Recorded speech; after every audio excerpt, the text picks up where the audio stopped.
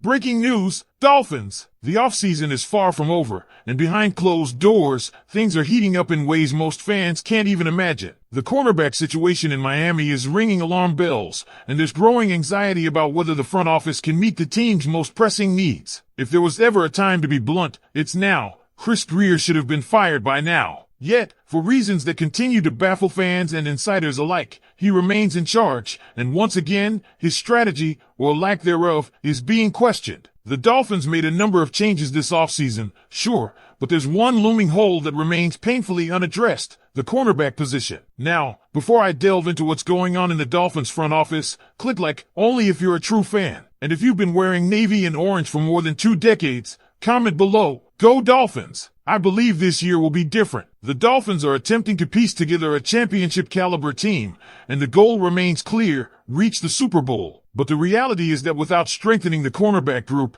that dream will stay out of reach. Jalen Ramsey is surrounded by trade rumors and remains a likely candidate to be moved. That alone is enough to stir concern. But when you consider that the team only drafted Jason Marshall Jr. out of Florida in the 5th round, it's clear they failed to truly address the need through the draft. This has forced the front office to consider adding 1, maybe even 2 corners via free agency. At the center of this debate are 2 names generating plenty of buzz, Rasul and James Bradberry. Each comes with his own baggage, but the urgency in Miami is pushing this decision to the forefront. Right now, if no other changes are made, Cam Smith is penciled in as the CB2. That's right, Cam Smith, who has yet to solidify his NFL credibility, is expected to hold down the outside corner role opposite Ramsey. And let's not forget Kader Kohou in the slot. Beyond those 3, the depth chart gets real thin, real fast. Unless Jason Marshall Jr. shocks everyone in camp, or an undrafted rookie turns heads, help will have to come from outside the building. Let's take a closer look at Rasul.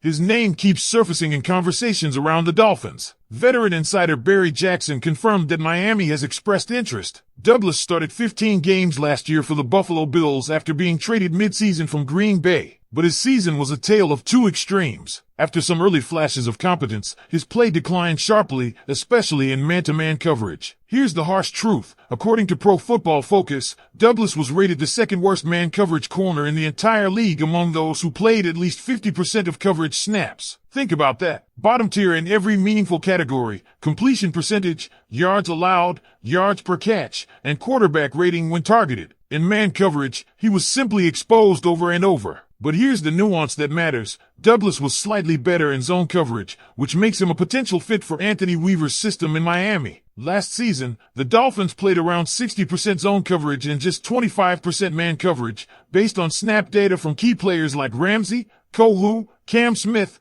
and Kendall Fuller. This might be the only lifeline for Douglas, a chance to thrive in a more zone-heavy scheme. That doesn't mean he's elite. Let's make that clear. He's a better option than Ethan Bonner, Storm Duck, and even Cam Smith right now, but he's not a long-term solution. He's a stopgap. He's serviceable. That's why he's still available on the free agent market. If he had played well last year, he wouldn't be. Switching gears, we need to talk about James Bradberry. Miami was in contact with him prior to the draft, and it wouldn't be shocking to see that conversation resume now that the dust has settled. But fans should approach this with caution. Bradberry didn't play a single down in 2024 due to a foot and Achilles injury. He spent the season on IR for the Eagles. And his last action in 2023? Not great. He was targeted relentlessly, gave up 700 yards, allowed 9 touchdowns, and posted a quarterback rating of 112 when targeted. Opposing offenses simply hunted him all season. But before you write him off completely, you need to remember this. In 2022, James Bradberry was an All-Pro. He thrived in a system that allowed him to play over 60% zone coverage. His numbers were elite across the board, top 10 in completion percentage allowed,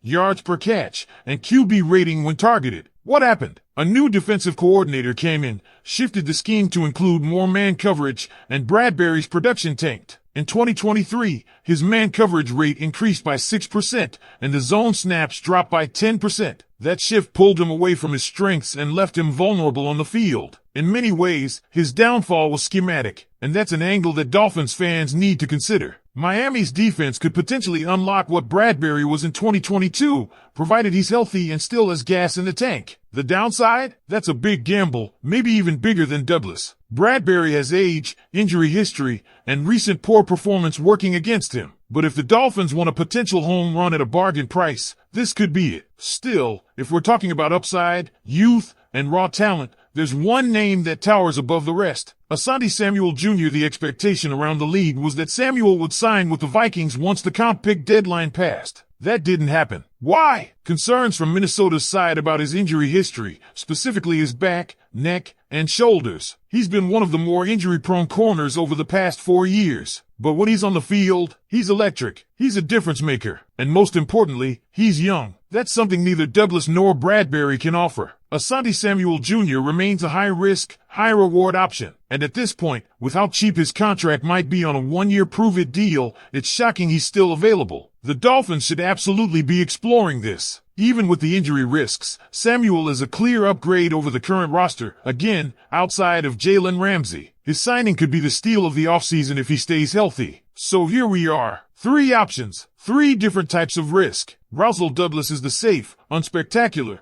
but somewhat reliable veteran. James Bradberry is the bounce-back candidate who needs the perfect scheme and clean bill of health. And Asante Samuel Jr. is the ultimate upside play, young, talented, but fragile. With the Dolphins reportedly targeting this position hard in free agency, a signing seems imminent. The real question is, which direction will they go? Should they patch the hole with a Band-Aid like Douglas? Roll the dice on Bradberry and pray for a 2022 resurgence? Or take the boldest shot and hope Samuel can stay upright for 17 games? All options come with consequences. But standing pat and relying on what's already on the roster, that's a risk Miami simply can't afford to take. So now it's your turn, Dolphins Nation. I want to hear from you. Who should the Dolphins sign to fix the cornerback crisis? Should we go with the safer veterans or swing for the fences with Asante Samuel Jr.? Drop your thoughts in the comments. Which of these 3 is your pick? Or do you have someone else in mind?